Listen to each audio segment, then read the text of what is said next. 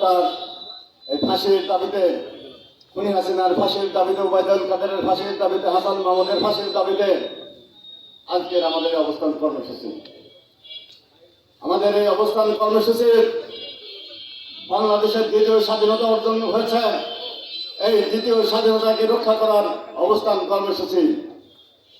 আমাদের এই অবস্থান কর্মসূচিতে সভাপতিত্ব করছেন মেহেরপুর জেলা বিএনপির সংগ্রামী সহসভাপতি, বিগত 15 বছর আন্দোলনের অগ্র সৈনিক আমার বন্ধু ওমর ফারুক লিটন। উপস্থিত রয়েছেন মেহেরপুর জেলা বিএনপির বিভিন্ন পর্যায়ের নেতৃবৃন্দ, ছাত্রদল, যুবদলের নেতৃবৃন্দ, সবাইকে এই অবস্থান কর্মসূচির পক্ষ থেকে আমার ইলেকট্রনিক্স মিডিয়ার ভাইদের আজকের অবস্থান কর্মসূচির পক্ষ থেকে আপনাদেরকে অভিনন্দন জানাচ্ছি, শুভেচ্ছা জানাচ্ছি।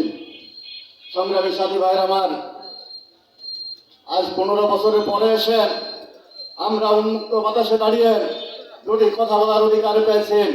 আমাদের ছাত্র ভাইদের আন্দোলনের মধ্য দিয়ে দ্বিতীয় স্বাধীনতা অর্জন হওয়ার পর থেকে আমাদের ছাত্র ভাইরা যে আন্দোলন করেছেন, ঢাকার রাজপথ সহ সারা দেশের রাজপথে খালি হাতে এই অস্ত্র পুলিশ বাহিনী, বিডিআরের বিরুদ্ধে, আর্মির বিরুদ্ধে যুদ্ধ করে আমাদের ছাত্ররা, আমাদের প্রিয় ছাত্ররা আজকে আমাদের স্বাধীনতা এনে দিয়েছেন।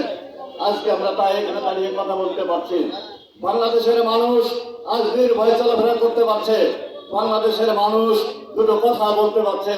বাংলাদেশের মানুষ আজকে এই যে আপনারা লক্ষ্য করেছেন, বিগত 15 বছর ধরে আওয়ামী গুন্ডা বাহিনী, আওয়ামী সন্ত্রাসীরা, আওয়ামী ব্যবসায়ীরা লুটপাট করে টাকা হাজার হাজার কোটি টাকা বিদেশে পাচার করছে। কানাডায় বেগমপাড়া করেছে, মালয়েশিয়ায় দ্বিতীয় হোম করেছে, আমেরিকায় বাড়ি করেছে।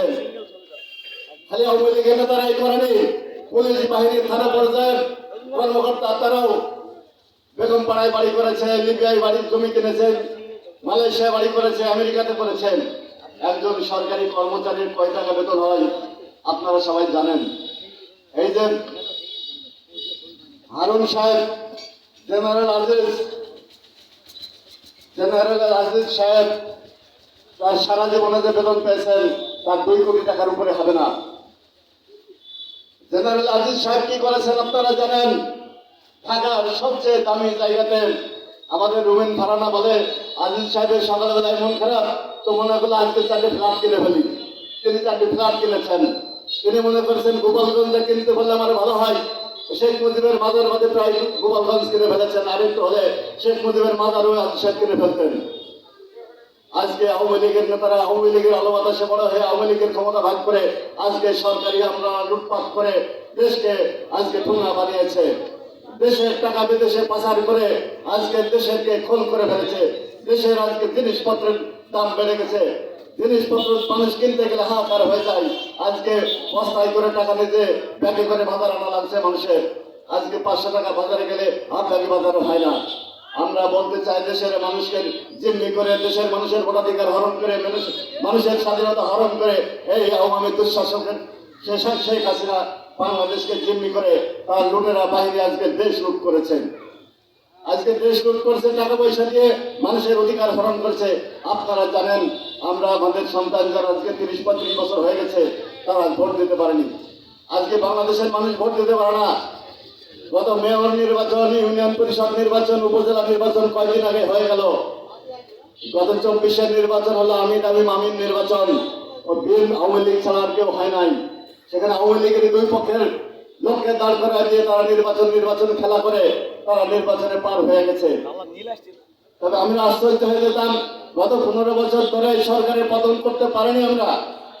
কিন্তু এই বছর 24 সালের এই সরকারের ক্ষমতা আসার পর থেকে আমরা সাধারণ মানুষগুলো বলতো যে ভাই মনে এই বছর মনে পার করতে পারবে না।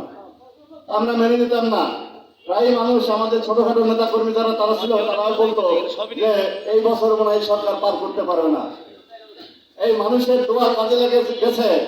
আজকে সাধারণ ছাত্রদের মধ্যে আন্দোলনের হাত ধরে আল্লাহর সহায়তায় এই বাংলাদেশের দ্বিতীয় স্বাধীনতা অর্জিত হয়েছে। শেখ হাসিনার পতন হয়েছে, আওয়ামী লীগের পতন হয়েছে। আজকে খুনি হাসিনা এই দেশ ছেড়ে পালাতে বাধ্য হয়েছে। আজকে খুনি হাসিনার কি দম্ভ করেছিল আপনারা জানেন। এই সাধারণ ছাত্রদের রাজাকারের সন্তান বলছেন। তিনি বলছেন যে মুক্তিযোদ্ধার নাতিরা চাকরি পাবে না, তো রাজাকারের নাতিরা চাকরি পাবে। আজকে যে সন্তানের জন্ম হয়েছে 10 সালে, 5 সালে, 18 সালে, আজকে তাদেরকে বলছে রাজাকার। রাজাকার রাজাকার করে দেশে নাটক করে তিনি বাংলাদেশের ইসলামী পণ্ডিতগুলোকে হত্যা করেছেন। রাজাকারের নাটক করে ইসলামী ব্যক্তিত্ব বলে হত্যা করেছেন। আপনারা জানেন দেলোয়ার হোসেন সাইদি সাহেব বাংলাদেশের একজন বিখ্যাত আলেম ছিলেন। তাকে ঢাকার মাটিতে জানাজা করবে, তিনি জানাজা করতে দেয় নাই। পুলিশি পাহারায় সেই ফিরোজপুরে নিজে জানাজা করতে হয়েছে, খবর দিতে হয়েছে। আজকে মানুষ স্বাধীনভাবে কথা বলবে, সেই অধিকার মাত্র ভারী মানুষ হারিয়ে ফেলেছিল। আপনারা জানেন মেহেরপুরে হাজী সমীরউদ্দিন সাহেবের ছেলে আরিফ, মেহেরপুরে মানুষ সবাই চেনে এবং জানে, এবং অত্যন্ত ভালো ছেলে হিসেবে তাকে চেনে, মানুষ জানে। 1914 সালের তৎকালীন এসপি ছিলেন নাহিদ সাহেব, তার নির্দেশে তারেককে ক্রস ফায়ার দেওয়া হয়। তারেকের কি অন্যায় ছিল? তারেক জামাতে ইসলামের রাজনীতি করত, তারেক ইসলামী রাজনীতি করত, তারেক মানুষের কল্যাণে কাজ। আপনি মেহেরপুরে বিভিন্ন পাড়াতে যাবেন, যারা গরিব মানুষ প্রত্যেকে ঈদের সহায়তা করত। সে হাজী শফিক সাহেবের ছেলে হিসাবে সে মানুষের মধ্যে ব্যাপক সহায়তা করেছে।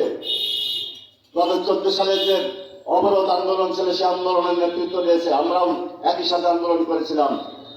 আজকে সে তারেককে ধরে নিয়ে যে কারা কারা ক্রস ফায়ার দিয়েছে আমরা সবাই জানি। ইনশাল্লাহ আগামী দিনে সেই খুনিদের বিচার বাংলার মাটিতে করা হবে।